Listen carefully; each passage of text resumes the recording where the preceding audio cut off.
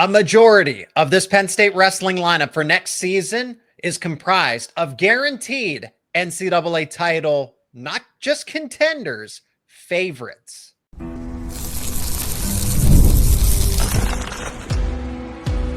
You are Locked On Nittany Lions, your daily podcast on the Penn State Nittany Lions. Part of the Locked On Podcast Network, your team every day. That is right. You are locked on to Penn State Wrestling. And as always, thank you so much for making Locked On Nittany Lions your first listen and watch every single day. My name is Zach Seyko, and I am your host of the show, credentialed media member for both Penn State football and Penn State Wrestling. He is the voice of Penn State Wrestling, the expert himself. Jeff Byers returns to talk about this starting lineup that once again is going to be favored for an NCAA team title. But if you look up and down the 10 starting spots in the lineup, it is comprised of not just a couple here and there favorites. No, more than half of this lineup you can say is favored. We're also going to talk about Final X and give our predictions. Today's episode is brought to you by Game Time. Download the Game Time app, create an account, use code LOCKEDONCollege for $20 off your first purchase. Thank you to the everydayers out there for making us a part of your regular routine. If you're not an everydayer, become one. Subscribe to the YouTube channel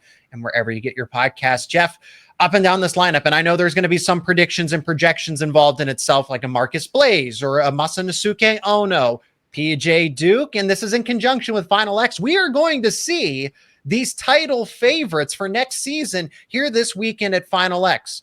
But who comes to mind immediately? Luke Lilledahl.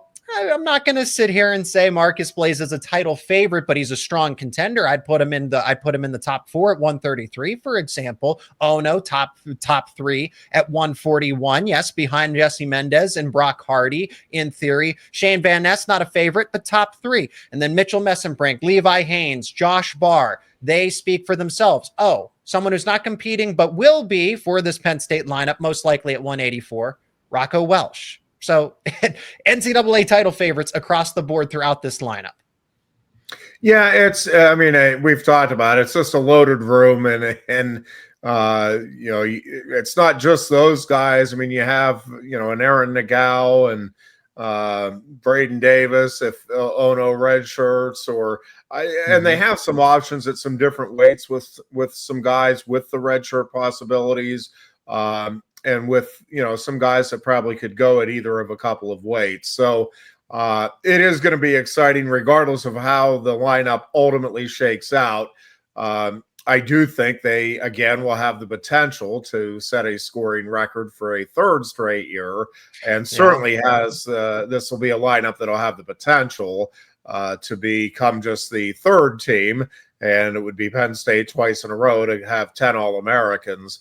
And much like last year's team, I know it obviously didn't play out that they ended up with 6 or 7 in the finals, but certainly when you look at the lineup next year, and I thought it was obviously possible last year with the 5 third-place finishers, any of them are certainly capable of being in the finals. And I think when you look at this lineup, really there's probably at least 7 or 8 that you would look at right now and say that's a potential NCAA finalist anyway.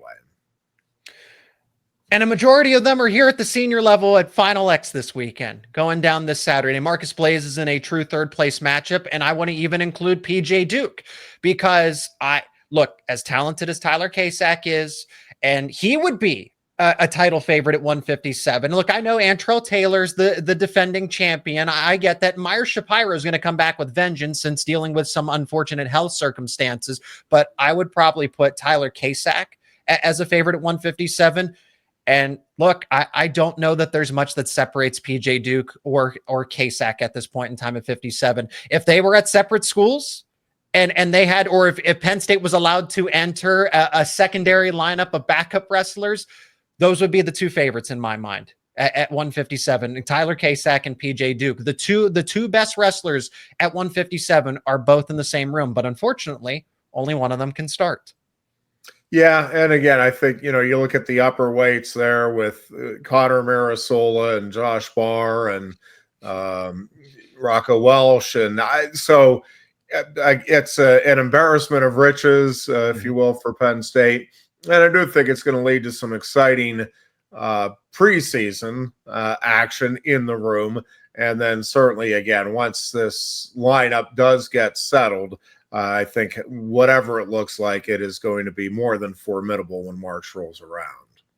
Well, and let's talk about a couple of the wrestlers that aren't going to be at Final X for the sake of they're not entered in the competition. They didn't wrestle and make it this far because, like I said, Mitchell Messenbrink speaks for himself. He is the favored wrestler to go up against David Carr. I know there are people that believe in Carr that maybe he could get his revenge here, but Messenbrink, for the sake of the NCAA conversation here, is the unprecedented favorite here at 165, as he should be. He's the defending champion, and he just dominates every step of the way. There really hasn't been anyone that can prove that they can catch him. And then Levi Haines, who is vacating this weight class, but also of how close he was. Again, a takedown here against Hamady, a takedown there against O'Toole. So if that's what separated the three of them at that present moment, you get another year of eligibility to Haines. He's going to be the unquestioned favorite at 174. So it's guys like Shane Van Ness, who, like I said, are included in that top three. Like, hey, if things go well, they get on a hot streak, they could end up as an NCAA finalist. And I think Van Ness should end up as a finalist against a Caleb Henson who's returning. But in the scheme of things, I wouldn't say that he is a true favorite at this point because of his competition. But I know that Van Ness he's got 2 more years of eligibility. He only continues to get better since this injury, which kept him out a season ago, that we forget about somewhat. Yeah, and I think his mindset is such that he believes he is favored and that he should win it. And I think Penn State, as he should, believes that. And yeah, I think, at probably all of the weight classes, there are certainly legitimate big time challengers out there. Mm-hmm. What is just remarkable and has been remarkable now, this will be the 3rd straight year where Penn State just up and down really does not have a weight that you would call a weak weight.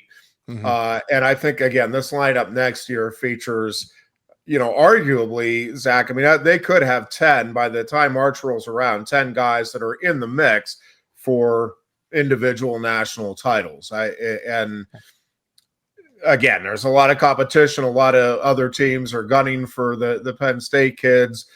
So nothing is a given, but boy, it is, I don't think we have ever seen a team as strong top to bottom, as balanced top to bottom, and certainly not over a 3-year run or, if you look at last season and then this upcoming season, mm-hmm. I don't think we've seen anything even approaching what this Penn State team has put together. Let's address one, and I like that what you said about teams specific. Nebraska's head coach called them out and saying, well, we're trying to catch Penn State. So that's where that stems from, is it's not just about, hey, let's be the best version of ourselves. And no, we're trying to catch Penn State. That is our goal. And, you add somebody like AJ Ferrari, you plan to use him at heavyweight strategically to try to make that challenge for that team title run. But Penn State doing the same thing. Very active, or I guess not very active in terms of quantity, but quality in the portal. And who I'm going back to is Rocco Welsh, because at 184, he is going to be, there's Max McAnally, and that's, right. He most likely projects at 184. That's not rocket science there. And I know that I've said that, hey, Josh Barr in theory could cut back down to his natural weight class. He could. But for the sake of this conversation, let's just assume that it's Rocco Welsh, because most people would say that. There's Max McAnally, of course. There's Angelo Ferrari from Iowa. Yep. Starocci vacates this weight class. Keckeisen as well. Dustin Plott. So there is a little bit of a reshuffling here. Aiden Sinclair over at Missouri, but who's going to be there at the end? One of those 4 or 5 names at the end of the day. And I think you would put Rocco Welsh as one of the top 2 guys because of the veteran experience. He made 174 as a true freshman, where he lost to Carter Starocci when he was at Ohio State. Yeah, I do think 184 is one of the, and I would put Zach Ryder right in that mix too. That's true. I do think 184 is going to be one of the most exciting weight classes. And I think there's probably 4 or 5 teams, maybe even more than that go in thinking they have the guy that ultimately is going to be on top when next March rolls around. To me, I guess that weight class stands out in a loaded NCAA field next year, top to bottom. Again, I think there are just a ton of great wrestlers returning, a lot of elite wrestlers that are just coming into the college ranks, up and down the lineups. But if right now you ask me to circle the one weight that I think is going to be the most exciting and maybe the most uncertain right now for fans to try to figure out even who the two finalists will be in March. I think 184, because I think there's 5 or 6 guys there that, in my mind, are certainly capable of winning a national title, and I think probably go into the season believing that they will be the national champion at the end of the season. Yeah, they're countless at 184. I think good luck trying to pick not only the champion, but the finalists from there and those. But Rocco Welsh is very well positioned to be one of those guys that makes it out of the cloud of dust at the end at that hypothetical NCAA tournament. So now let's turn to a current tournament that's just on the horizon. Final X, where a lot of these Penn State wrestlers that are favorites for next year's NCAA or the next NCAA season, some of them are favorites here at Final X. How will they do? We're going to start with Luke Lilledahl and if he can pull the upset against Spencer Lee. The key there is his new teammate, Masanosuke Ono. We'll explain all of that and more coming up next here on Locked On Nittany Lions. And this episode is brought to you by Game Time. You got to download the Game Time app because buying tickets to your favorite events should not be stressful. Sporting events, concerts, comedy, theater, you name it, Game Time has tickets for any kind of event. NBA playoff games, that's right. Final series, tickets to those games. Game Time makes it fast and easy to get tickets to even those kinds of events for the biggest playoff games. And prices on the app will actually drop closer to tip-off. So with killer last-minute deals, panoramic seat views, no surprise fees, Game Time is a total game changer.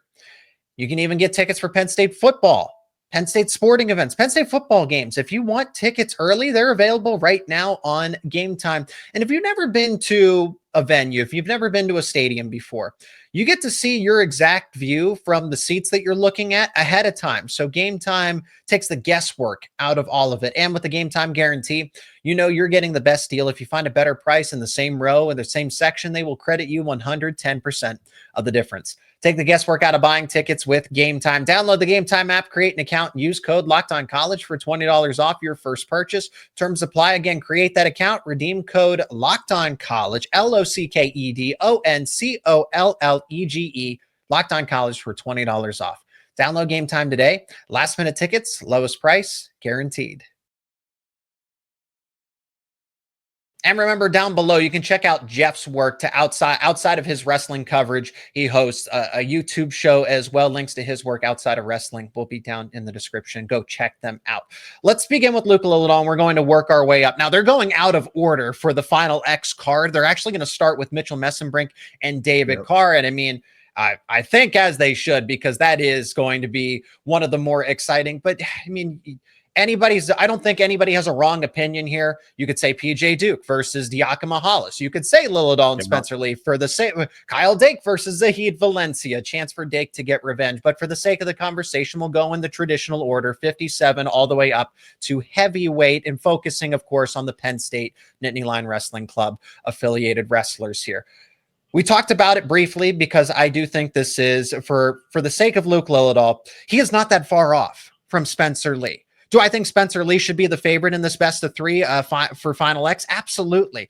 But Lilledahl, to characterize it as this shocking, surprising upset, I don't think that's fair. Now, when they wrestled 2 years ago in Freestyle in 2023, Lee just made quick work, got a gut wrench, and just rolled him around the mat. 11-0 tech fall. That's not going to happen again. And now you have Masanosuke Ono as your training partner. I just saw a picture of them on social media after what looked to be either a sparring session or a workout or a practice of some sorts. Both of those guys looked like they earned that time afterwards there.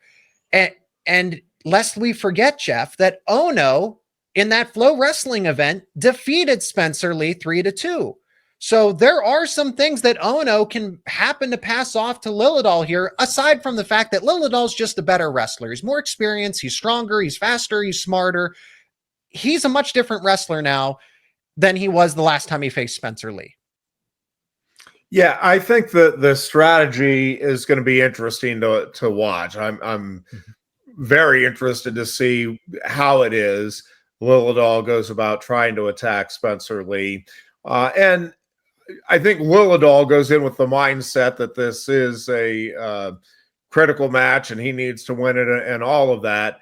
At the end of the day, though, I really think there is no pressure on him. And this is one of those where clearly Spencer Lee is the favorite, should be the favorite, and should win it on paper, just because of the stages they are at in their respective careers. This should be Spencer Lee. And the previous results certainly would indicate that it will be Spencer Lee. So to me, it's more of a measuring stick match for Luke Lilledahl. I think just a great opportunity, regardless of the result, as he continues to progress and try to make further headway in his career. I think this is a match that you want to get under your belt, and the more often you can face the likes of a Spencer Lee, the better you're going to be in terms of getting a feel for world-class competition and seeing exactly where you're at and what adjustments you need to continue to make. So to me, it's just a tremendously exciting opportunity. Yeah. I don't think there's anything to lose there for Luke Lilledahl. And I think there's obviously everything to gain. And I think he will go out there and let it fly. Again, I'm really curious to see what the strategy is in terms of what attacks he tries to use with his offense. Obviously, Spencer is about as good as they get in the world in the top position. And so, the goal, which is much easier said than done. A lot of wrestlers have had the goal of not giving up a takedown to Spencer Lee, but he is obviously extraordinarily good at that as well. But I'm excited to see what Luke does and how well he takes advantage of the opportunity here. And he's here because he is a top tier. Obviously, I don't need to preface that, but going back to our NCAA conversation, this is what his ability and his dominance and just how he continues to get better each time I see him wrestle is why it gives me confidence to say at 125, despite a defending champion coming back and all the talented wrestlers at 125, that Luke Lilledahl would be the favorite in that weight class. So we're going to skip over 65 kilos. Joey McKenna is going to wrestle Real Woods. Again, elite competition. We'll see how it all unfolds. We go and settle in at 70 kilos. Yianni Diakomihalis, former Cornell wrestler, 4-time NCAA champion in his own right, against the new kid, PJ Duke. I mean, PJ Duke, here's the thing with PJ Duke, though. Diakomihalis should be favored. I think he should be favored to even, sweep this, have this just be 2-0 and it's done and over with, because that's who Diakomihalis is. But PJ Duke does not show any signs of, he's inexperienced. His time is later. He's a step behind these wrestlers. No, when I watch PJ Duke going up against Antrell Taylor and Ridge Lovett and just any of these wrestlers that have years of experience on him, there's nothing that's lagging. Anytime, what a counter. That's a veteran counter by a Ridge Lovett or an Antrell Taylor. Oh, that's a veteran counter by PJ Duke. You can't really tell the difference between who's the guy just entering college and who's the guy that just left college. That is on the senior level primarily. So PJ Duke, if he takes this to a full best of 3, it would not shock me there. But I will hold my reservation that I think Diakomihalis is still in control here to where Duke won't pull off that kind of upset. But he could. Yeah, again, to me, it's very similar to the Lilledahl Lee match in terms of expectations and just, again, a tremendous opportunity, nothing to lose type of situation for PJ Duke. He's going against one of the wrestlers he looked up to. I don't know if necessarily an idol, but certainly a role model and somebody that he has a ton of respect for. And I think it's a neat match in the history between the two, just on a personal level. And Diakomihalis, again, is kind of in the prime of his freestyle career, and PJ is just getting started on the senior side of things. So I don't think there's any pressure on PJ Duke. Now, internally, again, much like Luke Lilledahl, I mean, I'm looking at it the way I think I would look at it, and it's like, well, I'm going into my sophomore year in college. In Luke Lilledahl's case, I'm getting ready to go to college if I'm PJ Duke, and I'm saying, man, this is awesome just being in the finals. I obviously would be more than content with that. I know neither of them are approaching it with that attitude. They both believe they should be ultimately the world team representative here. But again, at the end of the day, if he goes out there and gets teched, oh, okay, you're a high school kid. You stormed your way through everybody else. And yeah, you lost to the one guy who has a tremendous resume already and was, similarly heralded at this stage of his career as you. And now he has all of this additional experience to it. And obviously, if he can go out and keep it close or pull off a win or earn the spot, I mean, he's going to have he is going to be the story this year in USA Wrestling. Now we get to, before we go back to break, 74 kilos, a rematch that everybody is waiting to see. Everybody's eager to see. Mitchell Messenbrink versus David Carr. This one went down at the U.S. Open, and some people, there was a split. You and I said, hey, we think Mitchell Messenbrink's going to win here, but there was a strong portion of, wrestling experts or fans that said, hey, it's David Carr. Look what he did against this former Olympian, and Mitchell Messenbrink's coming off of an NCAA season. How's his conditioning going to be? He's got to be exhausted, right? And then Mitchell Messenbrink gave everyone that reminder that he sets the tone. He dictates the pace, that you're going to be the one that's exhausted, not him. I don't know what kind of caliber of training goes into that for Mitchell Messenbrink to have this kind of gas tank that he has, the amount of stamina that he has, even coming off of an NCAA season like that, where Carr gets the chance to focus entirely on freestyle and Messenbrink's double dipping. I can't see, I could see this going to 3, but I don't know how much Carr could close the gap in terms of stamina to catch up to Messenbrink, because Messenbrink just wore him out. It was not even close, and it resulted in a tech. Yeah, I will say, I think when you lose like that, it is more difficult for the guy that wins to maintain that edge. There's to now, duplicate that, yeah, because now you have that feel if you're David Carr, and I think Mitchell was motivated by the NCAA finals loss in that previous meeting, so as he should be. Right, all of these guys are going to use losses as fuel to the fire.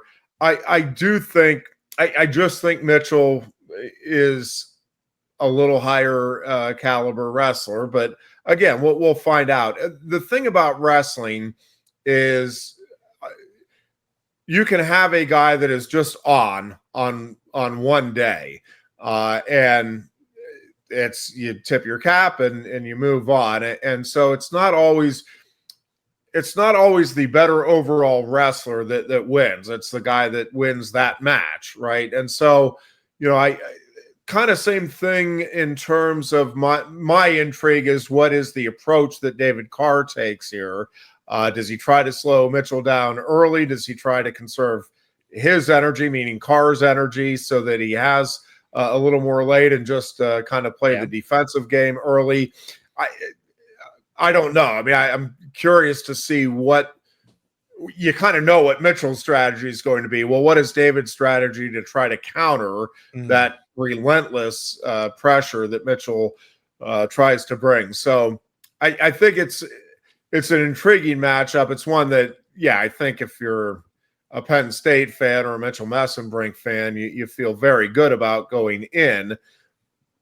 But David Carr is a really smart wrestler, very savvy, and I have no doubt will make some adjustments from the last time the two met.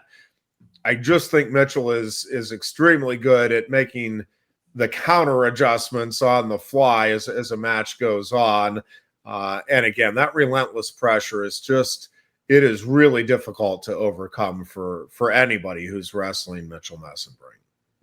And that's just it. In a best of 3 final, if they happen to go to 3, who's going to have that competitive edge? It's probably going to be Mesenbrink with what we've seen in the past. Well, we still got a few more matches to get to, including some best of 3s. So plenty to discuss, including, again, Josh Barr, the newcomer to the senior level, defeat a veteran like Trent Hidlay. It's more likely than you think. We're going to make those predictions and analysis and more coming up next here on Locked On Nittany Lions.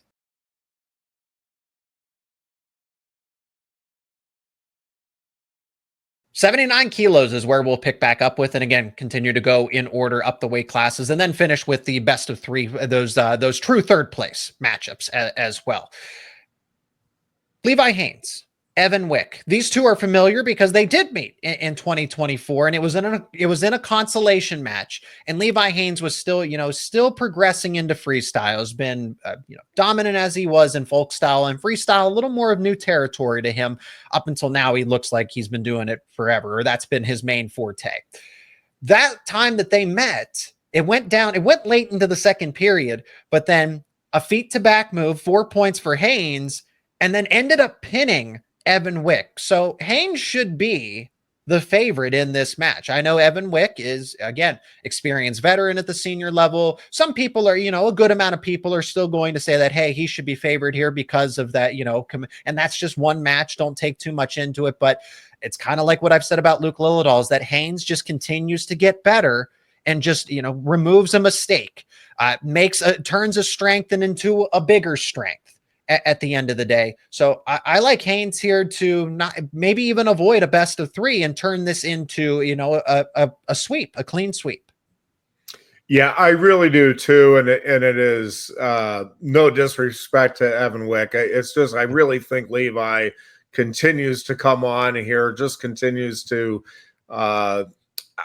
he competes at such a high level, and he learns from each bout about as well as anybody out there. And I think he's a guy that does not get phased by different styles, different strengths, different ability levels that opponents throw at him. He has that calmness when he's out there, and that just absolute enjoyment of the competition. And he is just one of those guys that to me is so fun to watch, so easy to watch, because he so thoroughly enjoys what he's doing, and obviously is extremely good at it. I think he's just that great combination of just a wonderfully gifted wrestler, just has the natural tools, has quickness, athleticism, unworldly strength, and is then able to combine that with that passion and a just unmatched work ethic, and that's how you get true greatness. And I think Levi, if he's not already there, is certainly on his way to true greatness. We jump to 86 kilos, and that is where Kyle Dake, Nittany Lion Wrestling Club member, gets a chance to get revenge against Zahid Valencia. A little bit of a shocking defeat the last time that they met, but Valencia was very strategic, and Kyle Dake at that point in time was bumping up 2 weight classes, and it's not like he's never wrestled at 86 kilos before. He's moved around all of his career, but to do it so recently, to do it later in his career, conditioning, that adjustment, I think now that Dake has had time to resettle into familiar territory, resettle back into familiar territory here, I do like his chances here. I think this will go to a best of 3. It's going to go down to the wire. It might be in another similar situation where it comes down to criteria or a last second move, whether or not it's actually finished, like it was against Carter Starocci in that World Team Trials event. But I do think Dake wins and is the rep at 86 for the world teams. It's definitely going to take 3 matches though to get revenge against Zahid Valencia. I think that this series is probably the toughest to predict. At least maybe the toughest to say that there's a definitive favorite. Maybe would be the better way to put it, because certainly there could be upsets in some of these other series, but I think there's pretty clearly a favorite and an underdog in most of them. I'm not sure that there really is here. When you look at Dake's experience and the motivation now that he has with the loss, but now you're looking at Valencia, the confidence he gained with the win. I think this is a more natural weight for Valencia.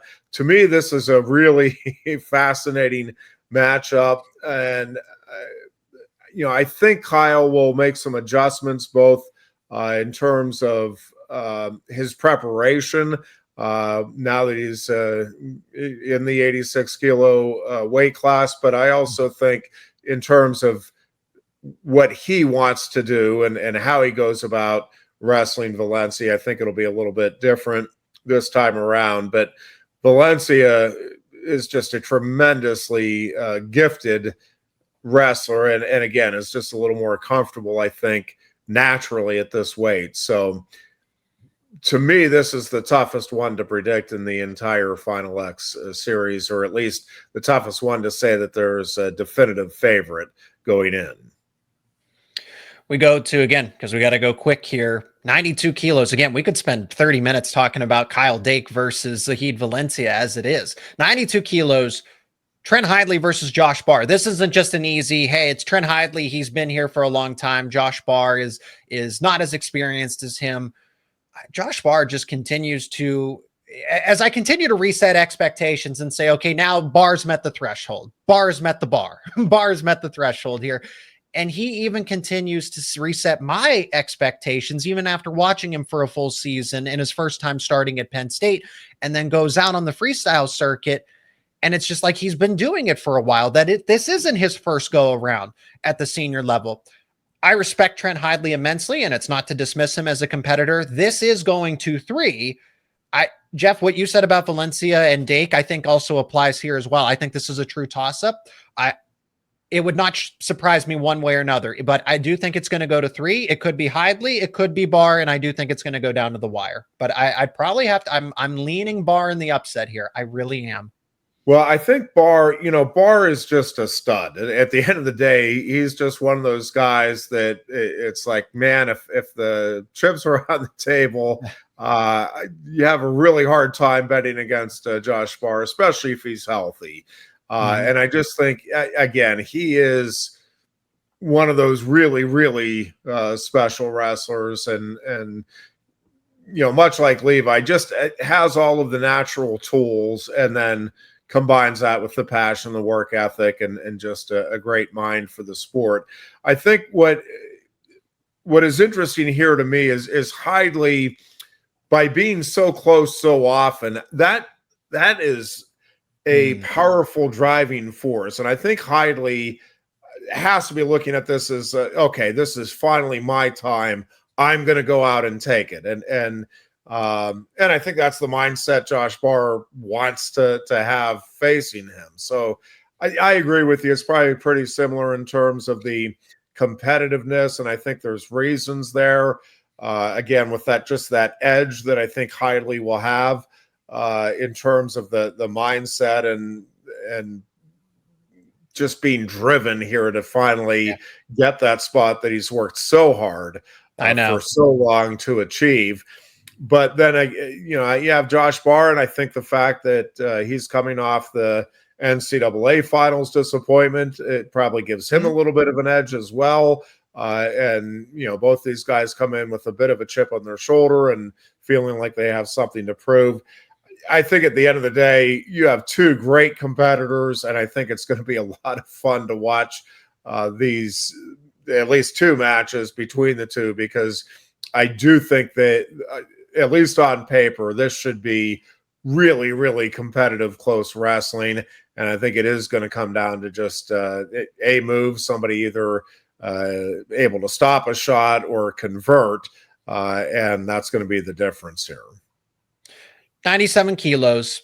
Kyle Snyder is wrestling. He's still with the Nittany Lion Wrestling Club. And I want to, be cautious about how I frame this conversation, because we do know what happened outside of the mat room here and the stuff that Kyle Snyder is dealing with in terms of legal circumstances. But for the sake of the head-to-head matchup against Hayden Zillmer dropped down from heavyweight made the cut to 97 kilos.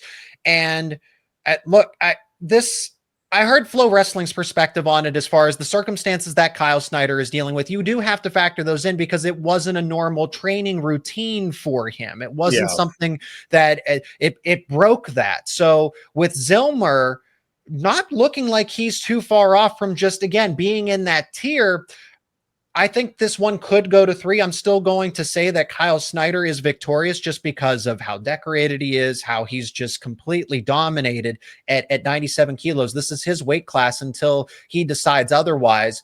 But Zillmer, I think, will, at the very minimum, make it interesting and a little more intriguing than most people might think. Yeah, I think that it's just hard to know what the mindset really is here for Kyle Snyder and whether the distractions, whether or not that's just going to make him feel like on the mat is his home and this is his where he can get away from all of that, or if this is weighing on him and it is taking his mind off of it, and there's just no way to know that. You know, I don't even know that the guys working out with them in the room, you might have a feel, but you just don't know how somebody's going to handle this type of adversity, admittedly self-inflicted adversity, but you just don't know for sure how that is impacting them. And, you know, wrestling is such a mentally grueling, but also physically grueling sport. And while you know that Kyle Snyder has been able to rise to the occasion time and time again, I think there's just an unknown here, and we're not going to know it until you see him come out and compete as to how this is going to impact him, if it's going to impact him positively or negatively in terms of the way he goes out and wrestles and competes. You know, I think Zillmer dropping down is a really interesting storyline here as well. And you know, how good he looks and how good he feels at this weight is also a little bit of an unknown going into this. So I think it's a pretty intriguing bout. You know, it's just hard. We're just I'm so used to seeing Kyle Snyder on Team USA. I have a hard time imagining it not being Kyle Snyder here. But again, we just have to wait and see how both really come out and compete here against each other. And as we wrap this up, just briefly, because they're in the true third place match, Carter Starocci is a rematch with Parker Keckeisen from that NCAA final, and Marcus Blaze gets to take on somebody that he could, in theory, depending on where he goes in the lineup, right? Is it 133? Is it 141? Well, Brock Hardy is his opponent in that true third place at 65 kilos in this true third place match here. So we get a little bit of a visit to the past, but also the future with Hardy and Blaze if they happen to wrestle this upcoming NCAA season. So, but bottom line is, I think Carter Starocci is going to get that win again. Keckeisen just hasn't seemed to be able to crack that code. And Blaze, I mean, Brock Hardy, though, I'm surprised that Brock Hardy isn't at the Final X, isn't in the true first place bout, if you will, for this weekend.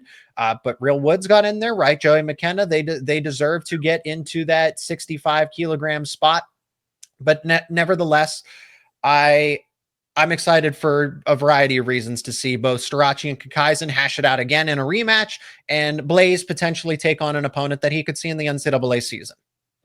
Yeah, I think if Carter goes, I do think that is a great, be a fun match again for Penn State fans for sure to watch. And, you know, these are important bouts because you do get on the U.S. team and you're part of the squad then. Yeah. If you're in that top three. And for Marcus Blaze, again, it's just another great opportunity to go against an experienced guy with the credentials he has and see if he can continue to build on the already very impressive resume. But I think regardless of the outcome, again, it's just great to get these matches under your belt and continues to prepare him for what most of us are expecting to be an extremely bright future and a lot of fun to watch. But I think Blaze is a guy that just seems to know how to seize on the opportunities every time he gets that chance to do so. And for anybody wondering, it's 61 because Vitor Aruja is dealing with, I think, some health concerns. He and Jax Forrest are delayed, so they will not wrestle now. They will wrestle at Fargo in July, just to clear that up. A lengthy, but well worth the conversation to make sure that we get all of the topics, all the matchups in with how it affects the Penn State lineup, but also what is going down in freestyle at Final X. My name is Zach Seyko, your host of the show. As always, he is Jeff Byers, the voice of Penn State Wrestling. Again, links to his work outside of wrestling coverage will be down in the description. Thank you so much to everyone for tuning into this episode. Let us know your thoughts down in the comments section. Become an everyday or subscribe to the YouTube channel and wherever you get your podcasts for more daily episodes around your favorite Penn State sports teams. Jeff, thanks so much for the time as always, and can't wait to see this one go down, and can't wait to catch up again when it comes to Penn State wrestling. Sounds good. Thanks, Zach.